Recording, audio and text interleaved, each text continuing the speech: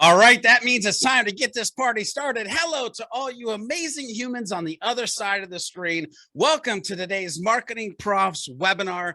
I'm George B. Thomas, speaker, trainer, catalyst, and inbound evangelist. But more importantly, I will be your moderator for today's adventurous educational event. Thanks for being here with us. We really do appreciate you and your time. Now, before we get started with the educational, amazing stuff that we're going to cover today, we do have some housekeeping items. So here we go. If you lose audio or visual, simply exit Zoom and come back to reset your connection. Also, the chat feature is available to you at the bottom of your screen and should only be used for general comments because you can ask your questions or send in comments using the Q&A button at the bottom of your screen as you think of them.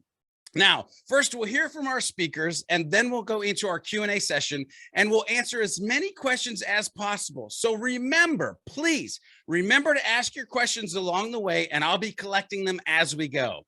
Now, I'd like to take a minute to thank Trust Radius for sponsoring today's broadcast. Trust Radius helps decision makers confidently choose technology with vetted peer-based guidance. It empowers providers to tell their unique story to more than 12 million annual visitors on trustradius.com. Engage high-intent buyers, improve conversions, and gain customer insights. Now, I'm excited to introduce Aaron Christopher and Harsha Kalapala. Aaron is a revenue marketer, demand gen guru, agile enthusiast, and proud data geek. And Aaron currently leads demand generation for Tango, a leader in customer success.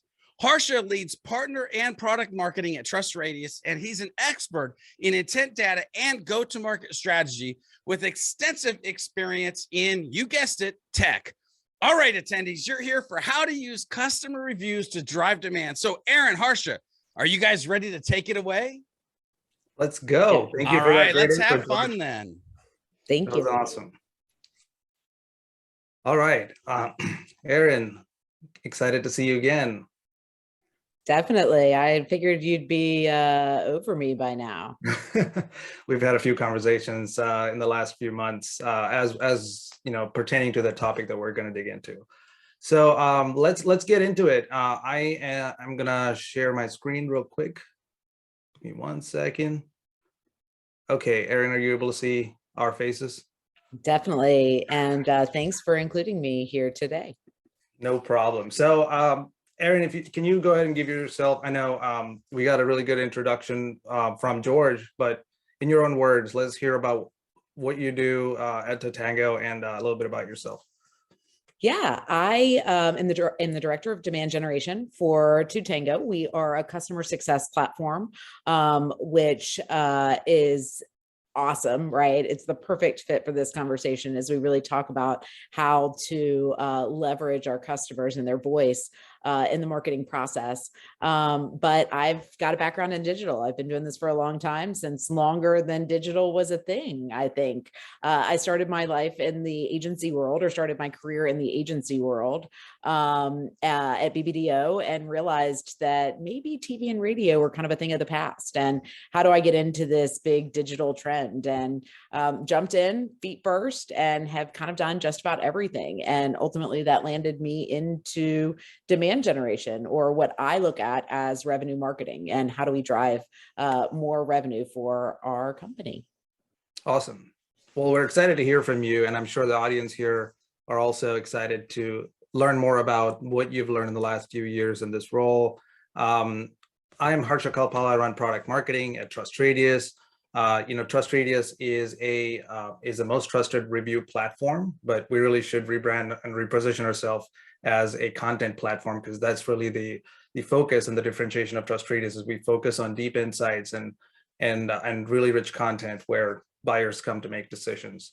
So think of me as a host. We're going to get a lot of good insights from Aaron here, and let's dig into it.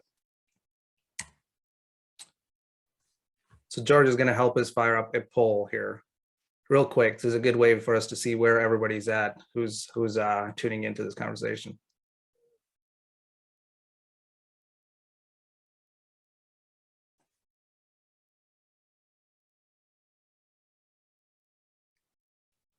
The poll should be up.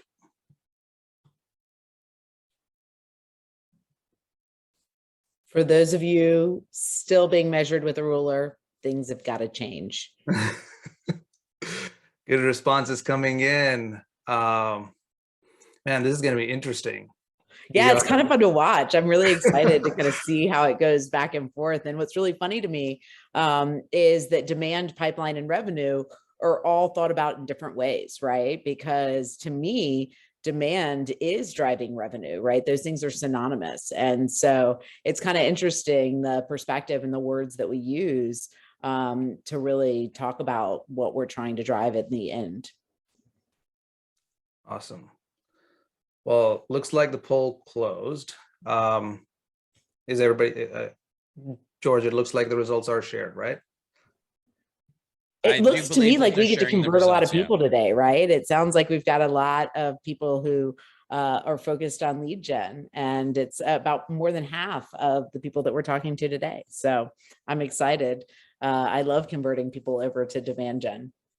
Perfect. That is a great segue into the next kind of signal here. Go ahead, Erin. I know this is a topic it's where my heart is, right? Because I spend a lot of my time having conversations with the sales leadership in my organization about why aren't MQLs converting to opportunities? Why aren't opportunities, converting into deals? What's going on? And at the end of the day, whether we like it or not, in marketing, we are responsible for revenue. We are responsible for the quality of the opportunities. We are responsible for product-led growth. And so I think if we embrace that and stop thinking from the perspective of leads and start thinking from the perspective of revenue, ultimately we're going to hit our goal regardless of how many leads we drive. And I think we're going to look at some things later on as we talk a little bit more about what that means and how we're going to kind of change the game. Absolutely. So let's zoom out a little bit and kind of look at the path that kind of got us to this situation. So this is something that, Trust Radius is, we have a really big research arm of the organization where we do a lot of original research to understand what the trends are, to help our buyers, to help our audience really kind of navigate the seas. And, what's interesting is that who's buying is changing. This is what buyers look like today, right? There's a lot of generational differences, and they're older than you think. In 2020, we saw that 59% of technology buyers are millennials, and it's only growing, right? So the rise of the millennials in enterprise purchasing and how they're different is like a really interesting insight to see. So does that mean no one's going to get my jokes, Harsha? Because I'm way too old. We'll find out. Good thing is we don't know if people are laughing or not. Let's assume they are. At least I can laugh at myself, right? There you go. Somebody's got to. So as a result of that, something to kind of think about is the demographics of that B2B tech buyer has changed. 60% of buyers are now millennials, and they want to make B2B tech purchase decisions in a way that they know how to buy consumer goods, right? So that shift has moved the process online, and especially in the last couple of years, even more so, and resulted in buyers being far along in their buying journey before they ever, reach out and talk to marketers or salespeople. So that buying process now starts with a Google search, and 40% of that buyers say that this is the first thing they do, and they do to discover which products might be a good solution for their needs. And then 58% of buyers cite word of mouth or peer review as the most important source during the discovery process and evaluation phase of the buying process. So, and buyers are typically 57% majority of the way to a decision before they even engage with a company. So what does that mean to you as a demand gen leader, Erin? Well, first of all, I'm going to combat that 58%. I would say it's higher. We are just getting off of our SKO and got the opportunity to talk to a lot of different customers and asked them how they heard about Tutango. And that word of mouth was part of the conversation in 3 out of the 4 customers that we heard from yesterday. So I challenge you, and I think that that's probably closer to 75% of people who rely on word of mouth. And it's really super important. I think in the SaaS business, it's interesting to kind of think about the way that people buy. We'll talk about that a little bit on the next slide. But one of the things that I challenged Harsha with when we brought this slide up was request a demo, right? Is that really the way that SaaS buyers buy? Is that the way software buyers buy? And I think it's important that we think not just about the demographics of people, but the way that they buy. SaaS may buy differently than other B2B buyers. B2C may buy differently than B2B. But I think it's really important to note, especially with the millennial culture, they haven't known anything else, right? Like their history is Mad Men. It's not necessarily all our history. And so as we think about buyers, we need to recognize that a millennial buyer is taking what they know to be true in their consumer world and projecting that as their expectation on B2B. So I think it's really important that we think about that. And so that's what makes reviews even more important to me. And I think I'll get into an example that's more of a B2B example a little bit later on, but I think it's important that we're making sure that we're putting a B2C lens on all the B2B activities that we're doing, because it makes a huge difference in the ability for those to resonate.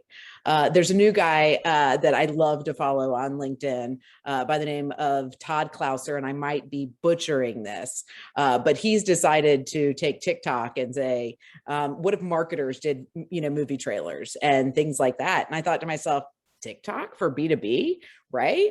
No way. That's ridiculous. I'm not getting on TikTok. But his stats are amazing, right? And he's posting them online. So I think it's about learning and being non-traditional and being willing to kind of look at where people are getting their information and get creative. First thing in my mind was, oh, I got to get people starting to do reviews on TikTok, right? Harsha, how do I get those on my profile on Trust Radius? And so that's the conversation that we're having as we kind of think about the way people make decisions and what's influencing those decisions. Yeah, absolutely. And, I'm kind of hearing the same kind of a narrative in the people that I follow and the conversations that I'm in. There's a lot of talk about how Dave Gerhardt is one of them. There's a few others that talk about this, that B2B doesn't have to be boring to boring, right? We're too technical in how we talk to customers. What people want to see is more, a reflection of how they speak and how they talk. So being able to pull in those words from their own people like them is very important, and that is that's kind of showing a lot of that, what you said, the influence of B2C on how we do B2B. Cool. So I know I'll let you lead next. I think one of the things that I wanted to talk about a little bit, and even kind of pulling it back full circle when we get a little bit further, is that there's different kinds of buyers. And what I found is that as much as I want to go full on inbound, right, because I should wait for people to come to me and express that they're in a buying cycle, I find that there's different ways that they want to approach that buying cycle. There are different ways that they're going to come to me. There are different places that they are and are going to find me. And so I'm focused on meeting people where they're at, right? There are some people who love to go through a sales-led engagement, right? They want somebody to walk them through it. These typically, as we think about the funnel, these people may be problem aware, but not quite solution aware, and definitely not product aware yet, right? These are people who still need that confidence that the salesperson is building for them. And whether it's for them individually or whether it's to help influence the group buying decision, they still want to engage with sales. They're the ones asking for a demo. I recently ran a poll on LinkedIn because I was like, really, how many people want demos these days? It drives me nuts to talk to sales. I won't do it, right? Like I won't fill out a lead form until I'm absolutely ready. And that's because I'm a product-led growth kind of girl. I want to see your product, watch a video here or there. And you know what? If I see value, I'm going to upgrade in app. But that becomes really hard for companies. They're like, how do I influence that decision? And I think one of the ways that we influence that decision is by leveraging content, word of mouth content that reaffirms people's feelings about the product. It also helps them find new features. And so there's a lot that we do to leverage reviews to drive growth, drive demand, drive sales. But then we're customer success. So there's a lot of really cool things we do in our platform to collect those reviews as well, because you can't leverage content you don't have. So I think it's important, if you're building a customer-centric culture, to remember that advocacy and collecting those reviews and finding those right people to put the messages out there is super important. Absolutely. I think you're the perfect person to talk to about this, because at Tatango, you guys have, a pretty large kind of breadth of focus, right? You have those enterprise engagements, you have big customers that use Tango, but you also have a product-led growth. You have I think you may be the only CS platform that you can have a free product. You can try it for free. I may be wrong about that, but that's true, right? Yeah, I'll take the props. All you'll give them. We are the only free CS platform, so it's really nice. If you haven't checked us out, please do. But we're here to talk about demand and reviews and all of that. So I don't want to go too heavy. I just think it's really important as you're thinking about getting reviews and the information you want to leverage to make sure that you're treating people right. Every touch point matters. And I feel like I've been saying this for 2 decades, but nobody really realizes it. They forget that the person that talked to accounting or talked to support, all of those touch points matter. And so I think it's really important as you build a customer-centric culture that you're thinking about all of those touch points and that you're making a point to help customers remember those and talk about those experiences. And I'm getting way ahead of myself in terms of the long form content. So Harsha, I'm going to stop now. If people have questions, we can keep going there. Yeah. But that makes sense. I'll let you kind of move this forward for us. So, following what you just said, Aaron, like meeting them where they are, right? Like, and this is something we talked about. That could be anywhere in the funnel, right? And that's really important for you to be able to align that content. And you talked about how, when we discussed, you talked about how one of the lowest hanging fruit for marketers is that bottom of the top of the funnel, and starting there and beyond, because people are starting to go beyond that problem aware phase, as you mentioned before, going into the solution aware. So how does this manifest in your world, and how do you think about this, bottom of that top of funnel and below? Completely selfishly, to be really honest with you, I find as marketers, and maybe people in other organizations will feel this, but I feel like we're constantly marketing to be able to do marketing, right? Like we have to market the initiatives that we want to do to leadership, to get money, to get the investment, to do more marketing, right? And it's frustrating sometimes, but when you can focus on the lowest hanging fruit and start delivering results quickly, then I think you can earn the ability to go and push up and deal with things that are higher up in the funnel. Plus, it's a win-win because it's low-hanging fruit. It's easier to convert. They're more likely to be in a buying cycle. They're going to buy much faster because they're already through 80% of their evaluation stage.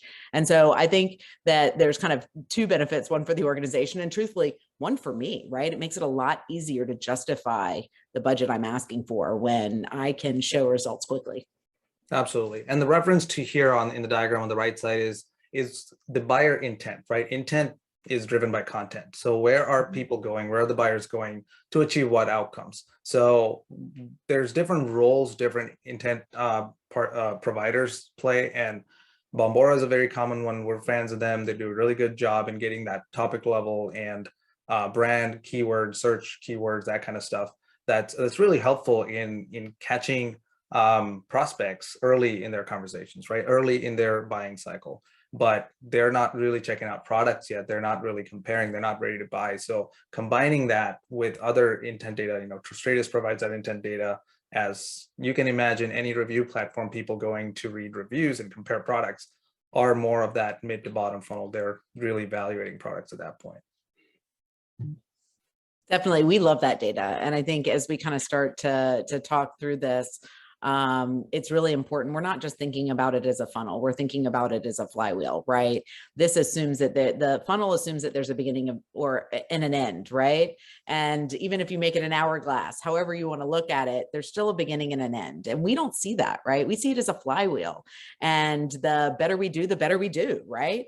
And so the more advocacy we can drive, the more we fuel that funnel, and we fuel it much more efficiently, right? Because people trust word of mouth. So I get a higher conversion. I don't have to spend as much money in other places because heck, I'm getting what I need to meet my goals from the word of mouth. And so I think that is the biggest lesson kind of that I've learned. And as you really take your organization to be more customer centric, I think that there's a lot of tools that this review data helps you to use so that you can be smarter when you're talking to people.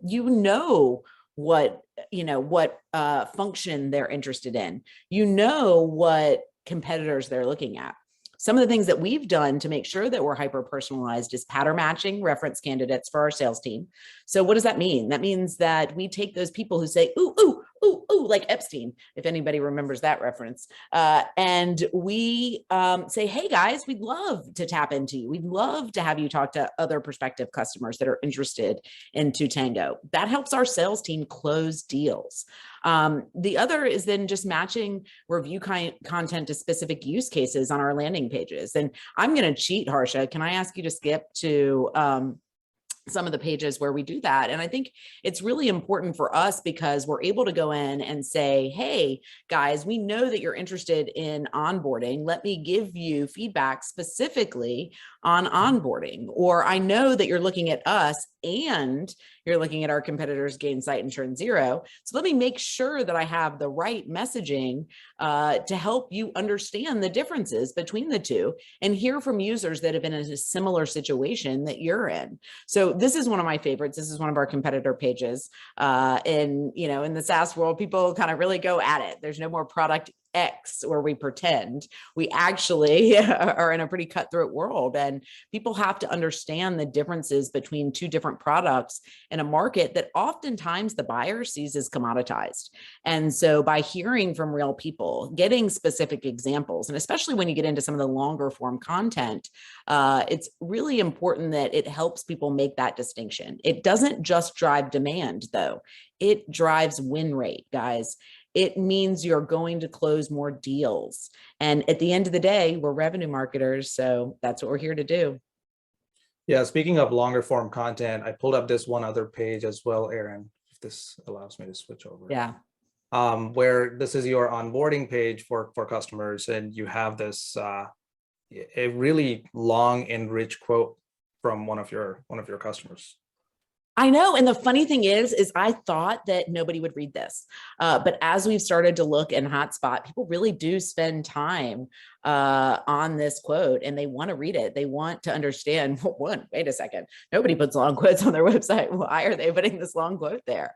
But two, it's really helped us improve conversion because it gets very specific about that onboarding experience and recognizes the pain points that these users were feeling. And I think it creates this empathy that's so important in the buyer journey. Is when people look like us, when they feel like us, we're more likely to trust them. And so I talked about an Amazon example earlier. I'm 5'2", which I'm sure I look like a giant on this screen, but I'm really tiny. I have to have everything altered.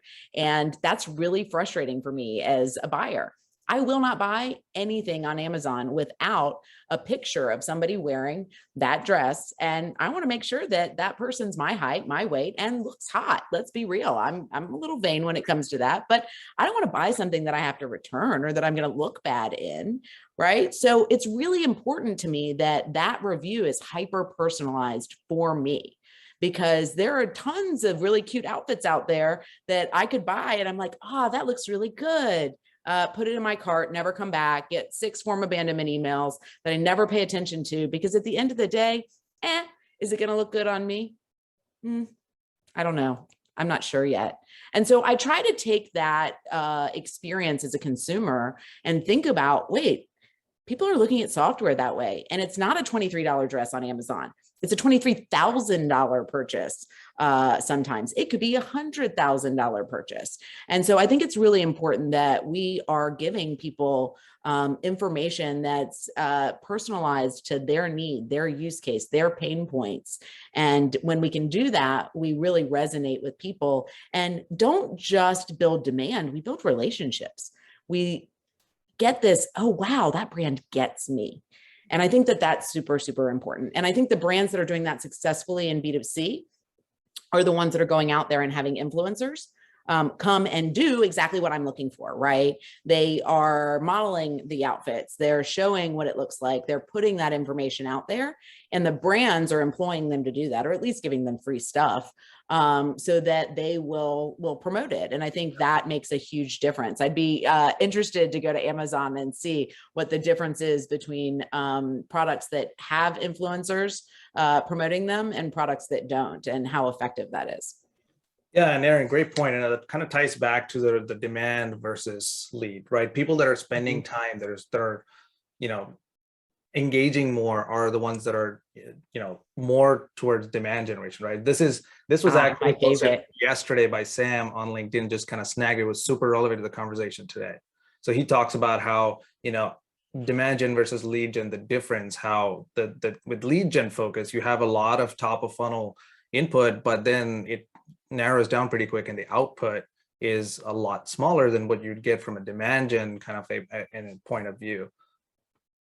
I love this, right? Like, and this is not the first time it's been posted for all of the demand gen folks out there. You're already geeking out on Refine Labs and Chris and Sam and all the stuff that they're putting out there.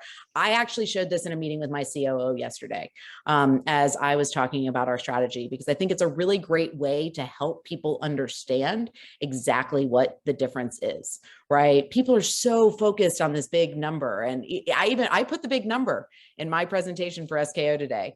And I told them that I predict that next year, it's not going to be a leads number. It's going to be a revenue number, because we're going to stop focusing on that number at the top of the funnel. Because when you spend too much time focusing on that number, you totally miss the bottom number, right? Because it's how can I get more? It's quantity over quality. And I think the more we can focus on quality, the better off we are and the more efficient we'll run, right? So I was thinking about this, and I was talking to my boss, and she said, Aaron, I need you to hit this number. And I said, no.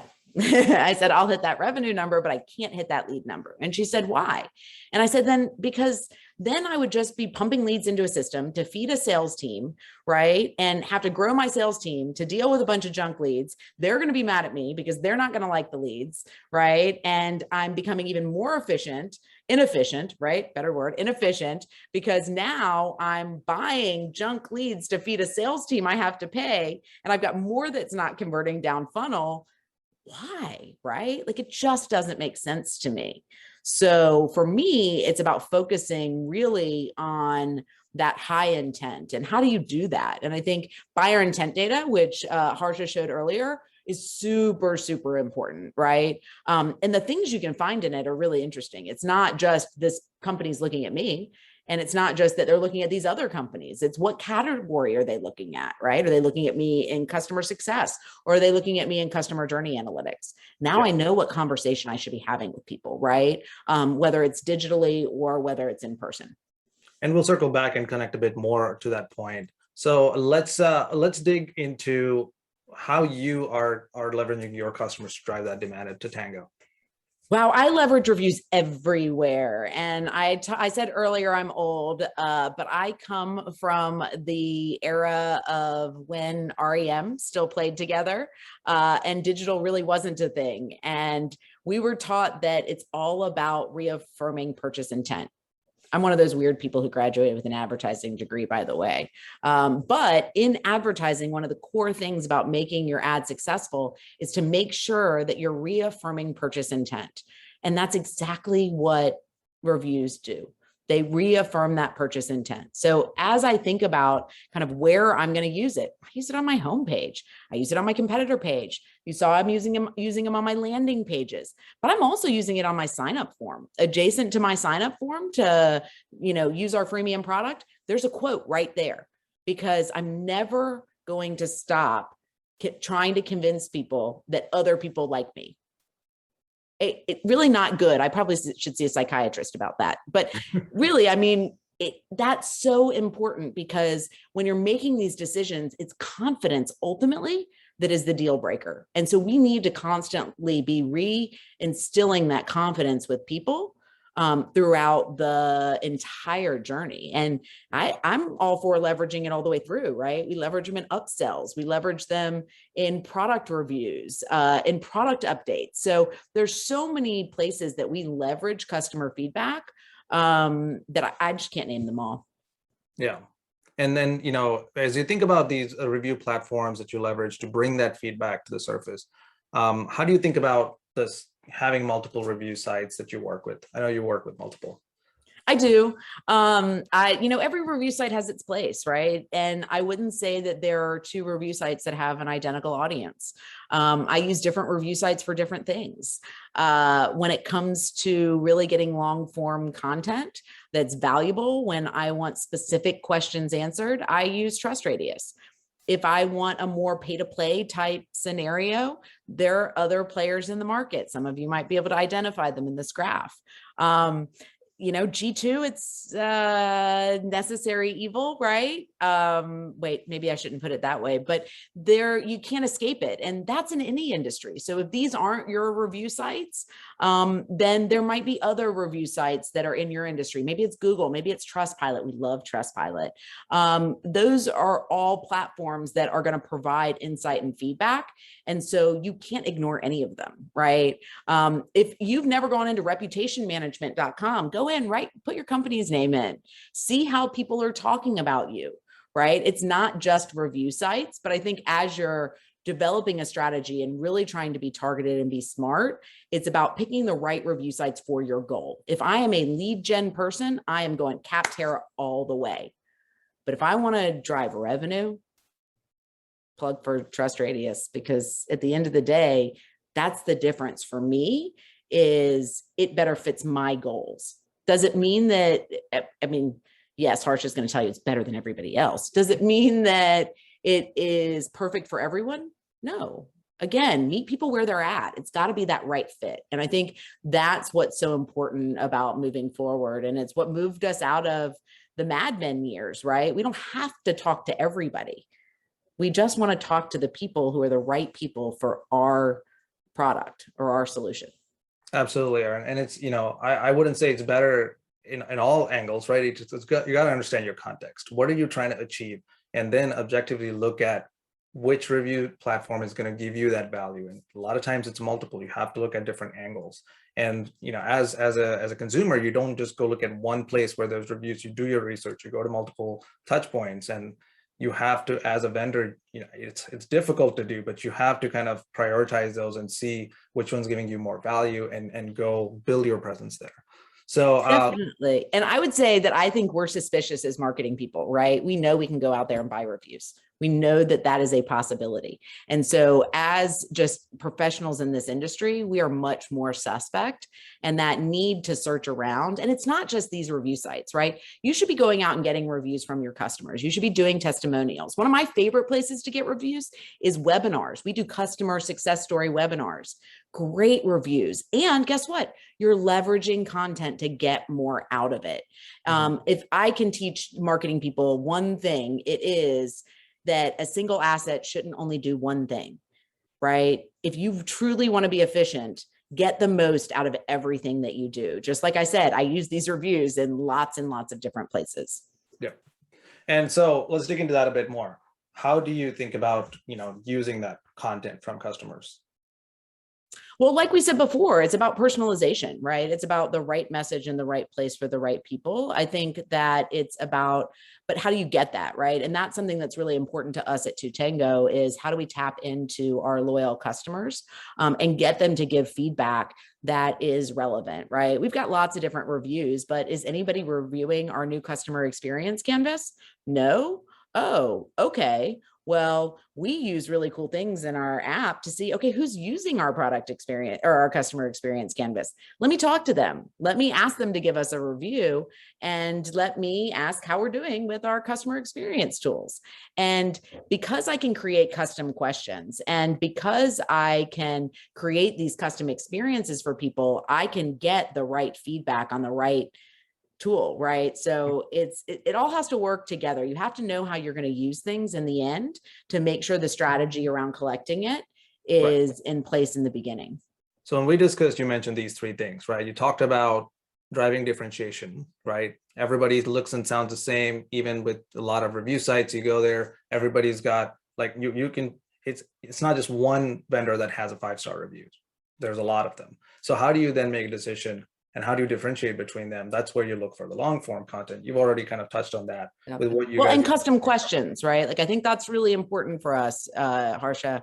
I don't want to underscore this, and I'm not trying to make this like a huge commercial for Trust Radius, but I think it's really important to understand that not every product is the same. So when you're dealing with sites that standardize all the questions for everyone, that's great, and that you can compare apples to apples. But what about the oranges? We have both. We have apples and oranges. And I want you to understand the value that those oranges have for you. Yeah, absolutely.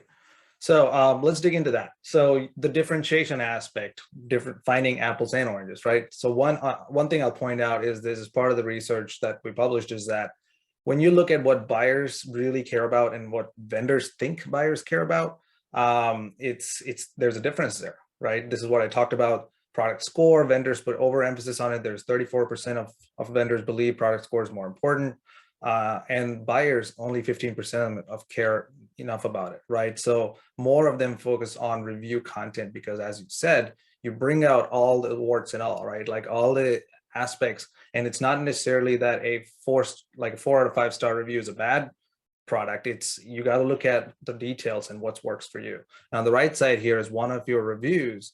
This is just one part of it because I couldn't get all of it into the screenshot. It is a very rich and detailed review that gets into the nitty gritties, the pros and cons, all kinds of things that drives that differentiation for your brand.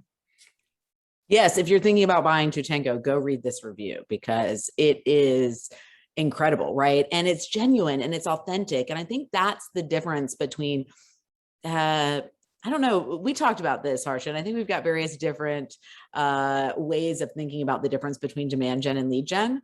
But being genuine, being authentic is something that's really important as you're driving demand. And I think that's what I can hear here in this review. This person, when I read their review, there is no question they are a user of the product, right? I don't feel like somebody bought this review. I feel like this is, and I don't feel like it could apply to anybody else, right? It's hyper specific.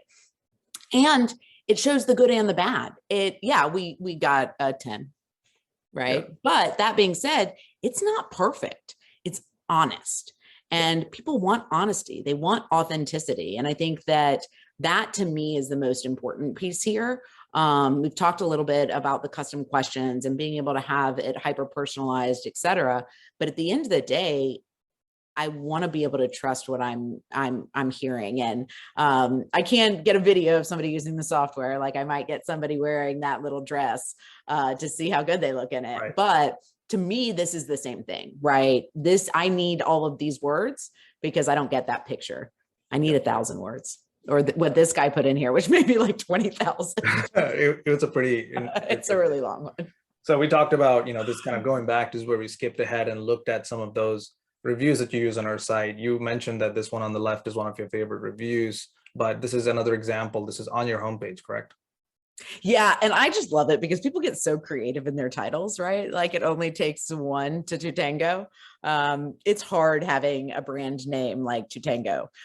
Today, someone was like, is it Tutango? Is it Tutango? Is it? And honestly, it's Tutango. It takes 2 to tango. And so I just love when people get creative. It really makes me smile. But yeah, it is one of my favorite reviews. And I think it's important to note that these reviews right here are on our homepage. And you'll notice they're a lot more generic than the reviews that we used on our onboarding page or the reviews that we used on our competitor page. So I think it's about also thinking about what is the right content. And I've talked about hyper personalization, et cetera. But as you kind of think about that, remember your homepage is reaching the largest quantity of people, right? Number one. So it needs to be somewhat generic. 2, it's trying to communicate a lot of things, right? And so what we did is we have multiple different reviews that support different points that we're trying to make on that page. And so I think it's proof points for people because marketing can sound so fluffy, right? And the other thing that I found is that not everybody uses the same words for things, right? Customer journey and customer lifecycle are essentially the same thing, right? And lots of people talk about them in different ways. retention, renewal, or onboarding versus implementation. And I think one of the things that the reviews also do is help to bring things into the voice of the user and break us out of some of the lingo that we get trapped in as professionals within a particular category. Yeah. So one way that you've used that intent, as we talked about before, is to kind of find those buyers, target the people that are actually looking at your products or comparing you to competitors. And you created this ad that we know performed really well, right? Like, yes, this is the one place that stalking is legal still. And essentially we use buyer intent data to see what our customers are up to, or our prospects. We do a lot of different things with buyer intent data. This is just one example. In this case, we created some retargeting audiences based on people who had looked at our profile on Trust Radius. We used ads on LinkedIn and in display to retarget those folks, and had really amazing results. And but we also use that information to help us in sales calls to identify customers that might be at risk or potentially have an expansion coming in. Right? There's another place where buyer intent can show me demand, right? Well, and risk, but demand. And so I think it's important to think about this information and use it in lots of different ways. Again, if I'm going to pay for an asset, I'm going to get as much distance out of it as I can. So I use buyer intent for everything I can get out of it, but particularly for retargeting and winning back audiences, because we all know that the buying cycle can be anywhere, at least in my business, from 30 days to 300 days. And so I want to make sure that I'm staying top of mind and continuing to reaffirm purchase intent, but doing it with a credentialized source that they already trust, because I know they went there first. And the neat thing that you did here is there's three aspects. This is common knowledge, right? To win today, you gotta hit people with the right message, the right people at the right time. So timing is one thing that the data gives you. When are people active? The audience is something we just talked about. These are people that are active, trying to look at your product, doing their research and all that stuff. And then the message, right? You're doing a smart thing, pulling, as we talked about this entire conversation, right? People trust others like them. So bringing in some of those anecdotes, pulling in some of those, these badges and awards or something you guys have earned from being transparent, being, putting yourself out there and driving good results. So using that content to reinforce, at the stage of that buying journey is something really interesting that I saw. I think all those three are important to produce those results that you're seeing on the left in the slide. Yeah. And I can't underscore content or timing. I think that's a really important piece that I really haven't talked a lot about. But when we first launched with this, we were using slightly older data. And it's because we exported a list and then got busy and imported it 6 weeks later. And we saw some lift. But when we started using data that was real time, we saw a much bigger impact. And I will say this, I can't mention any names, but two of our biggest deals last year were not opportunities before they looked at us on on Trust Radius, and we started targeting them. So if you're familiar with how buyer intent works, essentially they were a matched audience with no opportunities yet.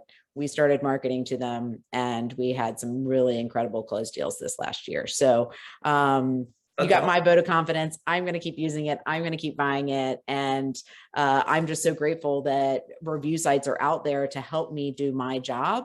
And I'm really looking forward to the future, because I know Harsha and I are kind of clamoring at how we can better partner together as well to make sure that that data is getting into people's customer success programs, and that we're leveraging our advocates. And so stay tuned. Hopefully I will be announcing some exciting news between us in the future. Awesome. That's good for you. Love hearing all that. So great conversation, wrapping it all up to three things. If you remember nothing else, the takeaway are that buyers are changing, right? They prefer to self-serve. Data shows it. Even if they want to talk to sales, they still want to do a lot of the research themselves. They want insights and they want to hear from people like them. And it's important for you to meet vendors where they are. And that could be anywhere in the journey. Using their voice to kind of feed that flow is really important. And then think of review platforms of more than just lead gen engines. Ask for more, demand for more to help you drive demand and boost that brand preference and revenue. So wrapping it up, it's Q&A time. So maybe George, you can help us find a few questions we can answer. Yeah, absolutely. Go ahead and just stop sharing your screen. Attendees, if you have burning questions, now's the time. Although if you put it in now, we might not get to it. And I will tell you, attendees, we're going to go maybe about 6 minutes over so we can get to some of these amazing questions. Aaron and Harsha, first of all, thank you for the great information. And might I say, my first welcome back Kata reference in a Marketing Profs webinar ever. So that's pretty totally amazing. Let's go ahead and get into the questions. Dave asks, what are some great, easy ways to get customer reviews?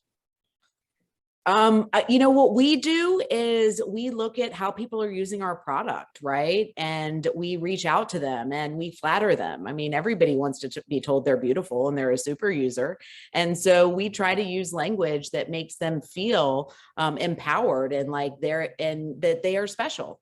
Because they are, right? We care about their voice. I'm not pretending here, but I think it's important to make people feel appreciated when you're asking them for something. Nice. Love it. Becca asked, and this one's interesting and could get dicey. I don't know, but we'll see. Becca asked, can you expand further on the idea of having a current customer talk to a prospective customer? Yeah, I think this one's super, super tricky, right? Because it can go well and it cannot go well. And that's where the pattern matching becomes super important. But it's also, I hate to say it, where customer success becomes really important too. If I've got a reference that I want to, connect with a prospect, one, I want to make sure they do the same thing. Do they have a similar use case? Are they struggling from the same problems that we're trying to solve? Those I think are of utmost importance. But I think even more than that is, are they in good health? Are they happy with us? Did they have 6 support tickets? And I do not want to give that reference over to a prospect if somebody has 6 support tickets open. And so that's where, I not try to plug to Tango, but where a customer success platform becomes really, really important. You have to know the health of your customers before you could start connecting them with prospects, because you just never know what they're going to say when you're not on the line. Yeah, without a doubt. Joe asks, Aaron, what conversion rates are you seeing from using customer advocacy in your marketing channels? I would say that I've seen it increase. I've kind of watched it go in waves, right? Like that we did it in phases. We started with more generic content and saw about a 10 to 15% lift in conversion. When we started adding specificity to it, we saw anywhere from a 50% increase in conversion. So some of the landing pages you saw today have a 30% conversion rate. Nice. Laura asks, what are your recommendations for presenting customer testimonials, multiple per page or single quotes per page, like what was shown kind of in the slide deck earlier? I kind of think it depends. We use it in lots of different ways, right? So on our homepage, we have a carousel that also includes some video. We have a users love us page. If someone wants just to go and read 1,000 reviews, they can go there and see what they're looking for. And then, like I said, we try to be super specific with the different content that we're using on different pages. So in some cases, we might just have one giant quote in long form, but we A/B test this stuff. So it's not like we make a decision and stick with it and never change. We go in and we do different tests on a landing page and see, okay, should I use a carousel here or should I use a single quote, and give it a couple of weeks. Guys, give it at least a couple of weeks of data to know, because you just never know what's going to convert better. And I think there are a lot of really great tools out there. We use Instapage, but there are a lot of really great tools out there that can help you A/B test your landing pages or even your web pages to kind of see what's working for you. One thing I'll add, as Aaron said, testing is key, right? I work with multiple customers on this aspect, and everybody has different results depending on the context, what kind of goal it is that you're trying to achieve. And more importantly, how specific can you get with a quote? Like, don't make it generic, make it specific with the call to action, with the context of the page. That gives you the best results. I think one of the other things that's really interesting, and I don't know how many of you follow Harsha on LinkedIn, I do, but he posted something a while back that was about content and long content, and people will read long content if it's not boring, right? And that's the one thing you can count on from your customers and your reviewers, is usually their content isn't boring. You may not like everything they have to say, but it's not boring. And I think that's what compels people to read more. And you can have 50 words where before you may have only had 5. Yeah, I totally love that boring to boring thing, B2B, not boring to boring. So By the way, warning, this is going to sound like a statement. Michael is a ninja on making it a question in the last 2 words. So marketing download leads do not convert to prospect meetings because they were never designed to do that. True or false?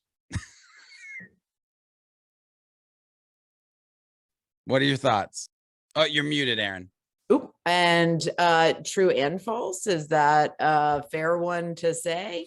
I mean, marketing download leads. So you read a guide and you gave me your information, so you got permission to read that guide. Number one, ungate your content. Don't do this to people, right? Give them value and they will give you something in return. Typically, if they're just still reading your content, they're not ready to buy. They're still learning. They're still in that top of the funnel. They're problem aware, but not solution aware yet. And so if you want somebody who is problem aware, but not solution aware, to start talking with sales, you potentially risk having a conversation that's a mismatch, right? Sales is looking to sell and they think they've got an educated buyer. And so I think it's really all about how you do things. If your sales team, however, is super consultative and is there to help people and try to educate them and is willing to spend 6 months educating somebody before they are ready to buy, then maybe those leads were intended that way. But at the end of the day, ungate your content. Quit trying to put people through hoops. You're going to hurt yourself because, like me, most people don't want to talk to sales. Really? I don't want to be harassed. I don't want to get 15,000 LinkedIn messages or email messages. I just put you on block, right? So don't do that to people. And then you don't have to worry about this question. But yeah, fun stuff. One last question we're going to do, and then I'll go ahead and close this bad boy out because I think this one is actually really interesting. And just to preface, Hannah is in fashion e-commerce, but I think this question goes across the board, to be honest with you. And that is an automated email asking for reviews a good idea? Oh, it's a fabulous idea. You should totally automate this stuff. I think the more you can automate repetitive tasks like this, the better you are. I think Amazon was brilliant. They do this for people. Why? Not because it necessarily is to help their customers. They're not really that customer centric. It's because they make more money, because more people are going to buy the product that has reviews than the one that doesn't. And so if you're ever wondering, should I do something? Amazon has spent billions of dollars to figure it out. And so I think they're a really good resource to learn from. However, if you are a UI designer, please don't go to Amazon. There are much better designers out there. That connects right back to the point we brought up in the beginning, is a lot of lessons to take from B2C for B2B. So great feedback. Love that. All right. Well, thank you, Aaron and Harsha, for an amazing presentation. And thanks again, Trust Radius, for sponsoring today's presentation. Attendees, as a quick FYI, when you exit Zoom, there will be a short survey, 30 seconds or so. Please take that. We want to know your feedback on this event. Again, thank you for joining today, and we'll see you again real soon in the next Marketing Profs event. Thanks, you all. guys. Bye. Thanks, y'all. Have a great day.